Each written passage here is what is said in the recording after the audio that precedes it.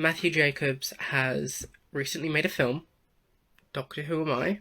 Before we get into talking about the film, I just want to say I don't feel like I need to prove that the Eighth Doctor is one of my favourite Doctors, but I will say it right here and right now. The Eighth Doctor is in my top 3 Doctors. The Eighth Doctor is in my top 3 Doctors, alongside Peter Capaldi, who is my favourite Doctor, and Sylvester McCoy.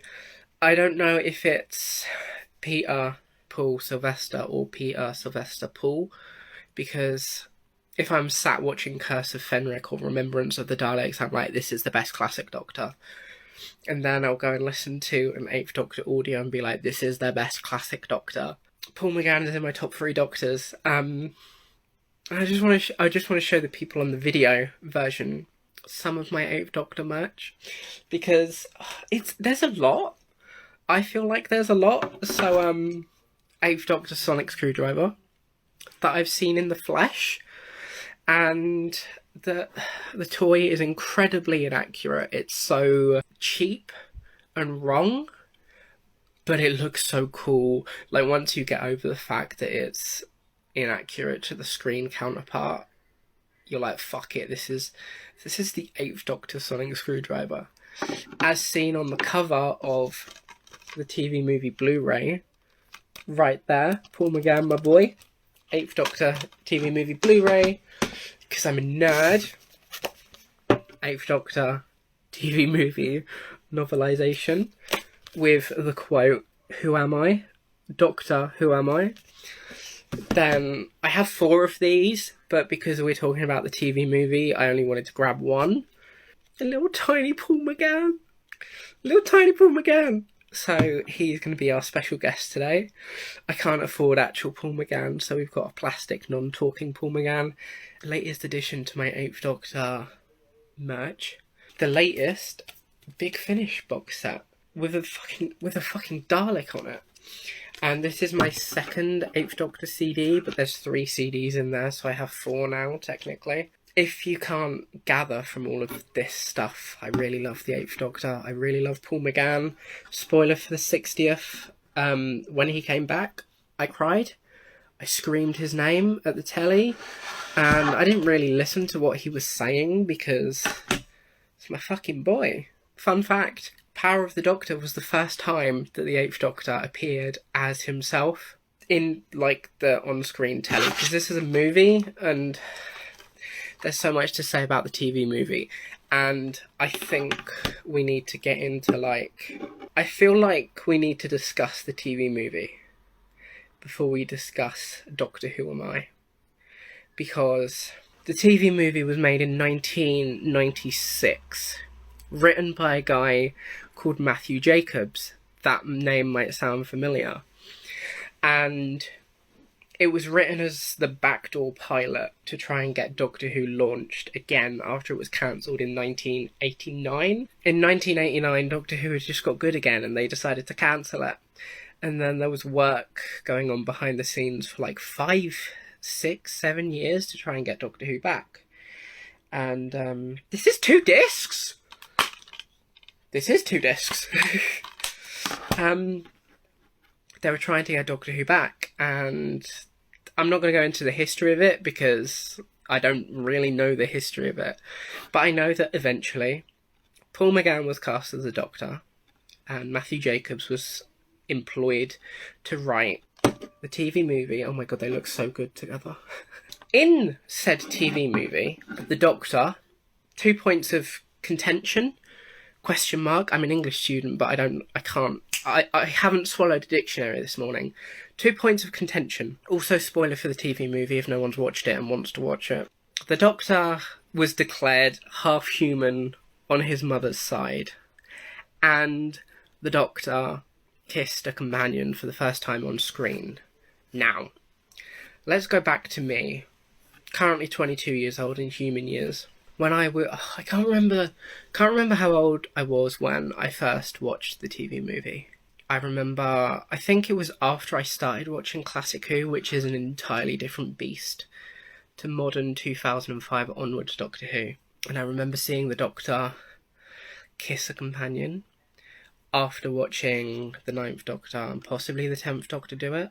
And I was like, okay, so this Americanized Doctor Who is where romance started to come into Doctor Who between the Doctor and companions. And the Doctor is half human. Is he? Is he really? 8-9-year-old me was just sat there like, that is absolute bullshit.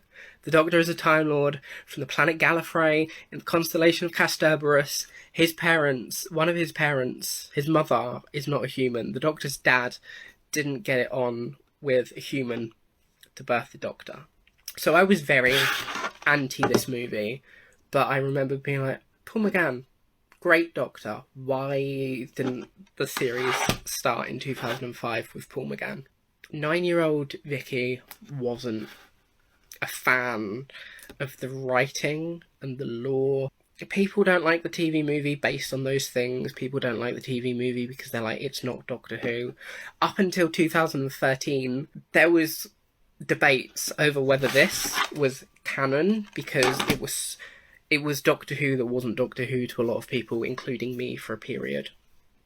And Paul McGann never showed his face again. And it wasn't until 2013 where Stephen Moffat wrote the regeneration of the Eighth Doctor into the War Doctor that people were like, holy shit, the TV movie is actually Doctor Who. People didn't like the TV movie. Me personally, if we throw ourselves back to lockdown, the Panny D, as I saw Emma Blackery call it, we were stuck inside. We had nothing to do. So I thought, hey, there's this Blue Box show that I like. So I started rewatching a lot of it. Episodes from Matt Smith that I can't remember. And then I fell in love with Matt Smith's Doctor. Started rewatching Peter Capaldi's Doctor. He suddenly became my favourite Doctor, my hero, my everything. I rewatched a lot of Classic Who. I watched a lot of Classic Who for the first time. And I remember sitting down with my mum to rewatch the TV movie. And I feel like, whilst I was rewatching loads of Doctor Who through lockdown, I basically got off my high horse. And I kind of looked at my favourite show. And I thought, there are so many fucking things going on with this show that so many people don't like. Lockdown started just after the Timeless Child arc was revealed, I think. I think it was series 12, and then the Master's like, you are the Timeless Child. Gallifrey and Regeneration were built and formed because of you, the 13th Doctor. And saying there are so many Doctors before the first Doctor, which sent a lot of people into hypermanic overdrive. They didn't like it. I remember rewatching Fugitive of the Jadoon and thinking to myself that everything that happened in that episode, everything that it implied, inferred, added to the canon, ruined the show. I rewatched it and I was like, you know what? I don't give a fuck anymore. Everything implied from Fugitive of the Jadoon isn't a bad thing. It opens so many doors to extra content, which we've started getting and will continue to get with Big Finish and the Fugitive Doctor comics. And I remember being in lockdown just thinking to myself, there have been so many additions to Doctor Who in the coming up to 60 years that it's been on TV. And I just don't care anymore. I'm going to embrace everything and love everything. The Doctor's half human? Great. The Doctor snogs people? Great. There are more Doctors before William Hartnell's first Doctor? Great. It's just Doctor Who. And I firmly believe, as a Doctor Who fan, everyone who's involved with the writing and producing process of Doctor Who will do something that people won't like. I mean, if we look at Chris Chibnall, Timeless Children, people don't like that. If we look at Stephen Moffat, my favourite era of Doctor Who is Stephen Moffat's with the 11th and especially the 12th Doctor. But there is so much stuff in there, like the War Doctor. I don't really like the fact that there was this entire incarnation of the Doctor that was lost and all of a sudden comes back for the 50th anniversary. I didn't like that, and I still kind of don't like that, but I don't care. I'm just accepting it as fact. There was a lost Doctor that we suddenly have, and it threw off the regenerations, so the 11th Doctor was actually the 13th Doctor. Wibbly wobbly timey wimey. But every person who has written for Doctor Who, no matter how great they are, or even if they write just one episode or one TV movie, they're going to do stuff that people won't like, and you'll either take to your grave the fact that you hate the Doctor being half human, or like me, you'll kind of grow up, mature, and learn to accept and or love the fact that the Doctor is half human on his mother's side, her mother's side, their mother's side, whatever. The Doctor is a genderless being. I just wanted to say that I have a history with the TV movie. I've gone from hating it to absolutely loving it. And I remember the last time that I watched it, I was putting on my Instagram story how good it is. I'm urging my friend Jupiter to watch it. I will literally strap them into a Dalek and make them watch it with me whilst I dance to Rasputin in another room. That is how good the TV movie is to me. I will literally strap you down and make you watch it because I now love this thing.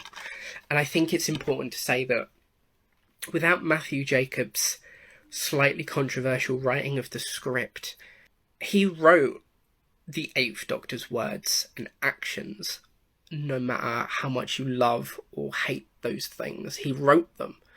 And if another person were to have written the TV movie, he may not have kissed Grace. He may not be half human, but he wouldn't be the Eighth Doctor. And Paul McGann is, before this, I would say, relatively well known. Withnail and I, he was in. Any of my friends should know that I adore that film. So it's not like Paul McGann was a nobody. He had a cult following because of Withnail and I, but when you're put into Doctor Who, you were launched into the stratosphere. And I kind of want to say that without Doctor Who, Paul McGann wouldn't be who Paul McGann is now. Paul McGann is the Doctor.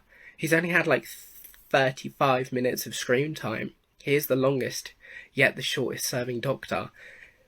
But he is my second favourite Doctor. And I adore this man. And if Matthew Jacobs didn't write the TV movie, I don't think I would have loved this man. I mean, don't get me wrong, Big Finish have gone on to adapt and expand him, his character, his adventures. But it all started with this. It all started with Matthew Jacobs and the American people trying to launch Doctor Who into a new series, which didn't happen. God knows what it would have been like if it did happen. But if that did happen, Doctor Who wouldn't be what it is today. Doctor Who is about to be distributed by Disney Plus with a budget of £100 million a series, £10 million an episode. And if you look at Doctor Who from 1963 to 2023, you've got the classic run, Gap, TV movie, Gap, Christopher Eccleston, Russell T Davies, 2005. This is the middle point of Doctor Who. It's a controversial middle point, but for people who can get off their high horse and accept the fact and recognise the fact, it's an amazing middle point, because as much as this was hated, it also done a lot for Doctor Who. Christopher Eccleston was making out with Billie Piper to save her on a Dalek spaceship in his first series because of this. I would say that the Doctor being the Timeless Child is because of this, but it's not. We won't get into that. But that is an example of a writer writing for Doctor Who that a lot of people don't like, but it's still a part of the show. The next showrunner, Russell T Davies, can ignore that, but it's still going to be in the show. In 5 years' time, if you go and watch Series 12, it's going to be like, Fugitive Doctor, Timeless Child. It's still there, and you can hate it for as much as you like, but it's always going to be there, just like this is always going to be here. Slight tangent. I'm good at that. But I just wanted to, again, detail my history, opinion, thoughts on the TV movie. So, present day Doctor Who Am I is a documentary film about Matthew Jacobs, because he wrote a Doctor Who episode that a lot of people hated, if that isn't already clear. He distanced himself from Doctor Who, as far as I understand, and I'm pretty certain in stating the fact that Matthew Jacobs distanced himself from Doctor Who because of how much people didn't like his episode. I don't know what role he played, but there's a guy called Philip Seagal, was an executive producer. In Doctor Who Am I, Philip said that he got physically assaulted because of his associations with the TV movie. Basically, the premise of the show is Matthew Jacobs, writer of the TV movie, went and spoke to fans about what it's like to be a Doctor Who fan and kind of confronted them about his own history with the show. And he visited one pair of fans, and one of them was literally having a go at him because of the whole kissing and half-human thing. So, even to this day, even though this documentary was filmed 4 years ago, to this day, people are still heated over these two things. But throughout the thing, an hour and 20 minutes, I think it is, throughout all of that, Matthew is talking to fans, going to conventions for the first time ever in America. This is set in America, much like this. And he's signing stuff. He's doing panels at the conventions. He brings on guests. Paul McGann was in it, talking about doing conventions and Doctor Who fans. Daphne Ashbrook, who played Grace, was in it, who looks mighty fine for her age. Like, get her back in the show right now. Eric Roberts, the master, I always dress for the occasion. He was in it, and I can't do the maths of how long it's been since 1996, but seeing Paul McGann and Daphne Ashbrook together again, it didn't look like a day had passed since the TV movie. Obviously, they've got older. Paul McGann had a beard and shorter hair, but in terms of their friendship and their relationship, you could see that they were joking and laughing together off stage, and they enjoyed being in each other's company again. And if it wasn't for the TV movie, Matthew Jacobs writing it, that wouldn't be a thing. I mean, who would they have got as the Doctor? Who would they have got as Grace? Would Grace even be called Grace? Would Grace even be a Doctor who wishes that she could hold back death? That's something to think about. Eric Roberts being in it. Sadly, at home, it would have been nice to see them all together. But the guy who played Chang Li, I don't want to butcher his name on the internet, was also there. He wasn't interviewed or anything, but people at the conventions were getting group photos with the Doctor, Chang Li, and Grace with sonic screwdrivers and the 8th Doctor's TARDIS. Best TARDIS ever, by the way. I'm pretty sure it cost £1 million to make. And one of the fans that was interviewed still has the original prop, and it's just like, this is the best TARDIS console ever. It's going to take a lot to beat this TARDIS console, but it made me so warm and happy inside to see, why am I about to cry over a TARDIS console? It made me so warm and happy inside to see that this thing that was only in one TV movie of Doctor Who still existed and is still being cared for. And the guy who owns it said that, I think Philip Siegel got in contact with him, or they bumped into each other, and gave him props used in the film to go along with the console. There's still connections being made because of this film. But it was also really nice and really good to document the journey that Matthew went on, because he starts kind of in denial, maybe scared. When you just get so berated over something that you've put your heart and your soul into, obviously you're going to be scared to walk out into the public, because that might happen again.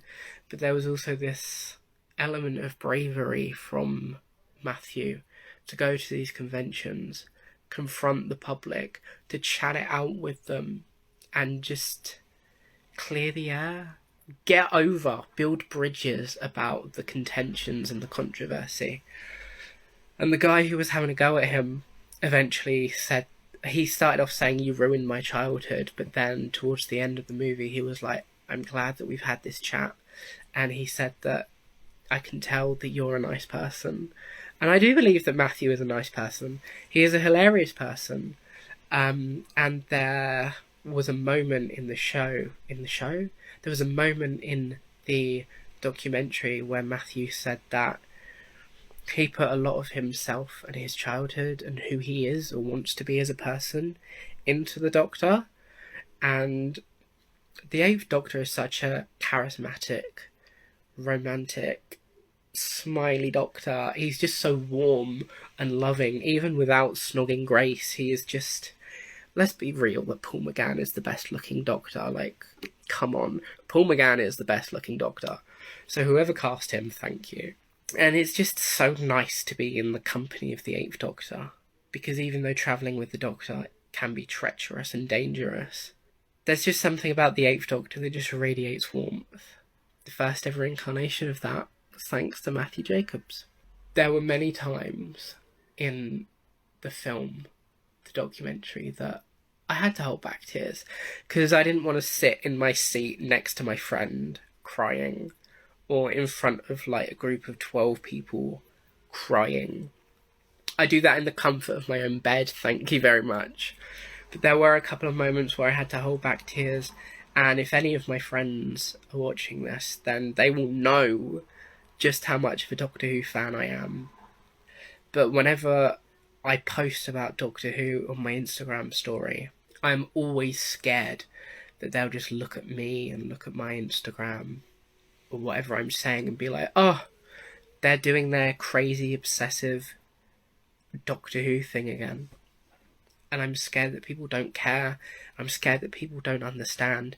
But I think the biggest thing that I got from the documentary was feeling recognised, seen and understood.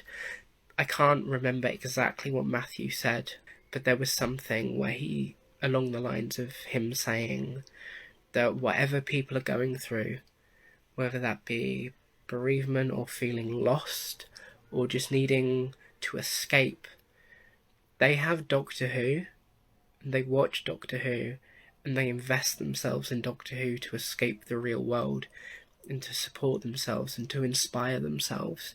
And I have never felt so seen, understood and recognised as a Doctor Who fan.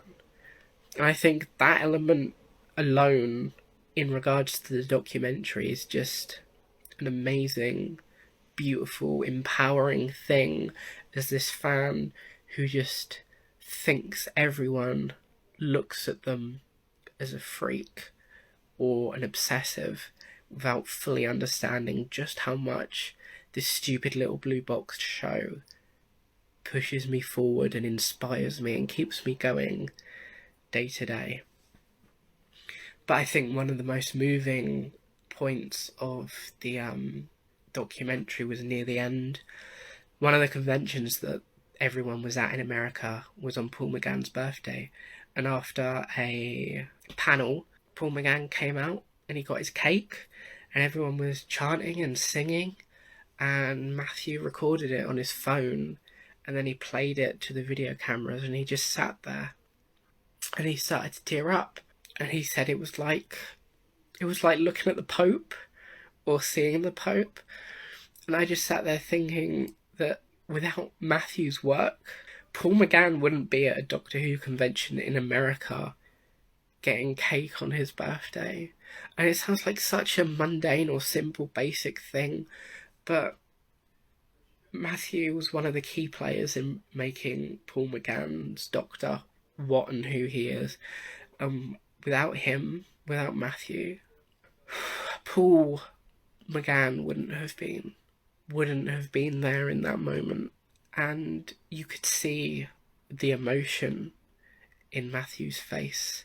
You could see that this documentary and this journey of confronting the fans, meeting so many of them, had changed him. I mean, why else would you be sat crying over the Doctor's birthday if you hadn't been deeply affected or resonating with that moment that you wholeheartedly had a hand in bringing to life? So yeah, it's an incredibly emotional but empowering journey of a documentary. Okay, it's shout out time, because there are 3 people that I need to mention. 1, Matthew Jacobs, writer of the Doctor Who TV movie, who follows me on Twitter. If this video has somehow got to you, which I hope it does, I want to say hello. thank you for writing the TV movie, and thank you for making this documentary. Vanessa, director, producer of Doctor Who Am I? You are a beautiful soul and beautiful person through and through. Thank you for coming on this journey with Matthew in your TARDIS Blue Mini around America. Thank you for helping make this documentary and producing the documentary. Matthew's sister, Mandy, I'm pretty sure it's Mandy. There's another person I need to mention first. Finn, if you ever watch this, I know you watch some of my videos. Finn, thank you for being one of the closest Doctor Who fans in my proximity and coming to Cambridge with me to watch it together. It was nice to watch something so special that means a lot to me and have somebody to experience it with. Because I always watch Doctor Who alone, or I force my mother into this. But to have an actual Doctor Who fan experience it with me for the first time, I'm so thankful and grateful. But me and Finn went to the Light Cinema in Cambridge to watch it, and there were about 11 of us. One of which was Matthew Jacobs' sister Mandy. As Mandy and I think her husband came in and sat down, she was like, I'm actually the sister of the guy who made this documentary and is the main star of it.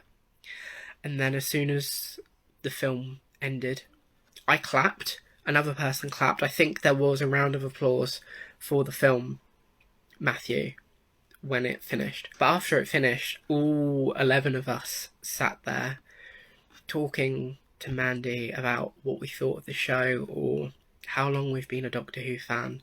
And I'm far too scared to go to these conventions because anxiety.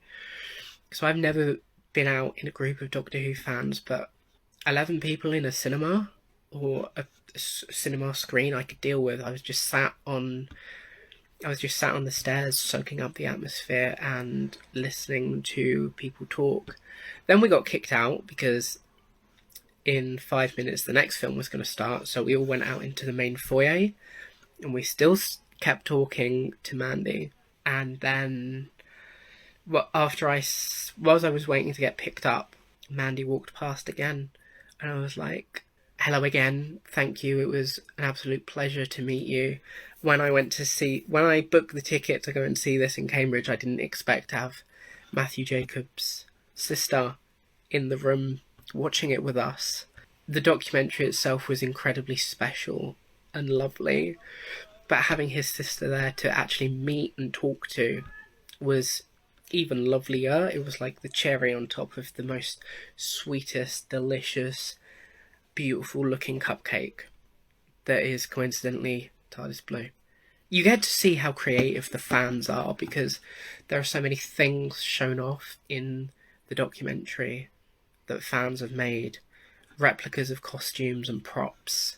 At the convention they were doing like a freestyle reenactment kind of thing and a costume contest, and it just brings out the creativity and the passion and the love of Doctor Who in these people, and it's fully on display.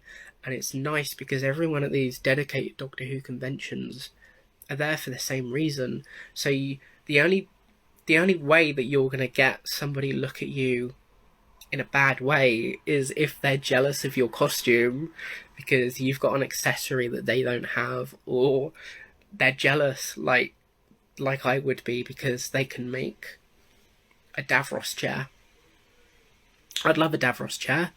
I wouldn't know where to start making one, but some guy in America has made one and it looks amazing. And if I saw that trundling around Comic-Con in London, I'd be like, I want to steal that Davros chair.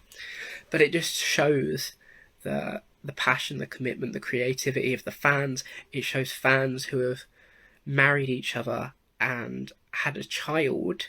There was the sweetest little child, baby girl, dressed up in a TARDIS dress called Piper, thanks to Billie Piper.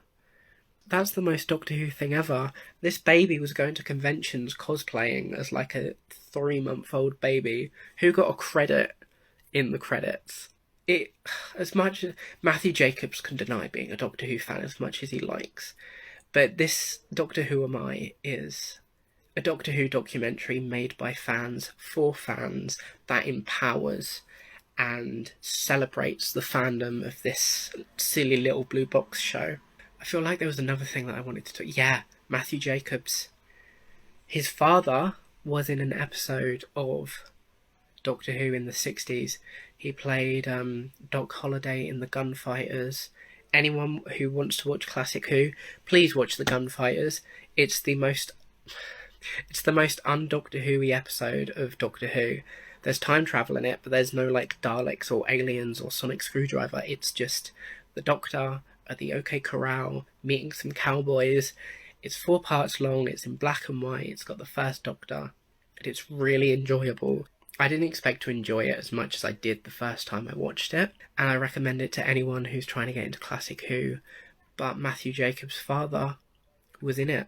Matthew went to watch it being filmed, and another element to the documentary was Matthew showing off his family, his 2 boys, talking about his mum, talking about his dad and their problems as people, and I feel like that was incredibly brave to be so upfront about it, and I'd love to know how his sister was feeling, seeing his family history divulged so openly. But at one of these conventions in America, Matthew actually done a panel talking about the Gunfighters, because he was there as like a 9-10-year-old child. He watched it being filmed. God knows how many of the original cast and crew still survive. So, of course, they're gonna get someone who was like a 10-year-old boy whose dad was in it, who took him along to filming. He watched it being filmed. He grew up to write Doctor Who. It was nice to know that once he joined the convention circuit, he was doing talks. He was being interviewed alongside the co-stars that he wrote for. He went from 0 to 100 in like lightning speed. And I love, there's a scene where he goes up to a stall at one of the convention shops and he's like, "Have you got any 8th Doctors?" And the guy's a bit hesitant, which I guess shows that there's still this I'm keep using the word controversy over the 8th Doctor. But this was filmed in like 2015-17. The 8th Doctor hadn't come back in Power of the Doctor yet. Yeah, the 8th Doctor came back in Power of the Doctor. We wouldn't have Paul McGann in the centenary episode of Doctor Who if it wasn't for the TV movie and Matthew Jacobs writing it. If you haven't already guessed from this, I have a lot of love for the TV movie. I have a lot of love for Paul McGann and my baby Paul McGann. I really recommend Doctor Who Am I. If you're a Doctor Who fan and you feel a little bit alone in the world, definitely watch it. You can, at the end of the month, you can stream it or buy it on Blu-ray, which I will definitely be doing because I need to see it again.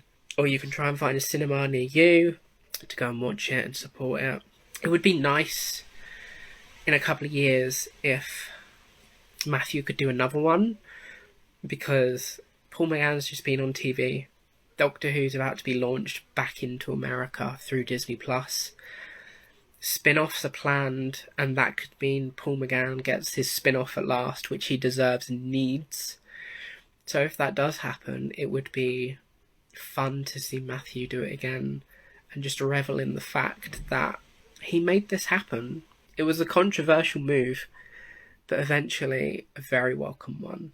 But again, if you're a Doctor Who fan that just feels so alone and misunderstood, watch this film and you'll know that across the pond, wherever you are, or up the road if you live in America, there are people that are exactly like you, who will understand you and greet you with open arms if ever you come into contact in the street. So many of these people, Doctor Who fans, were saying what their job was, and it was the most un-Doctor Who-y job ever. I want to be a writer because of Doctor Who. Kind of understandable. People who are like, I can't remember some of the jobs. I think one was a real doctor or a real nurse, but they were saying their jobs, and I'm like, that's the most un-Doctor Who job, but here you are dressed as a Dalek at a Doctor Who convention in America. I love you. Wouldn't have seen that coming. So left field. this is you, and in this space you get to show off this part of you that they did discuss. Sometimes you need to, or you have to, or you want to suppress it, and then you go to these conventions and you get to show off your costume, or you get to talk to other people that love your favourite Doctor, or even get to meet your favourite Doctor and get a photo signed by them. Doctor Who is, I'm pretty sure, if not one of, is the longest running sci-fi show on TV, and with every Doctor, with every showrunner, with every TV movie that may or may not be controversial or hated, continues to expand and resonate with people, connect people, and even if you write something for the show that isn't well received at the time, give it 5 years, a decade or two, you'll get the opportunity to talk it through, and people will slowly come to accept it, fall in love with it, riff off of it even. That's my review of Doctor Who Am I. Now I need to wait for the Blu-ray to come out so I can watch it again. Doctor Who fans, go and watch it. Again, I would just like to say a shout out to and thank you to Matthew Jacobs, Vanessa, Mandy and Finn for creating such an empowering, emotional and incredible, lovely, warm night. So, yeah. That's all my spiel about Doctor Who Am I? And the TV movie. And Paul McGann. If you've made it this far and you're a Doctor Who fan, go watch Doctor Who Am I? Love the TV movie. The Black Era continues. Lavender and Chrome. And I will see you in the next review, whether that be written or in audio form. Thank you. Au revoir. Goodbye. Good day. Thank you. Bye bye.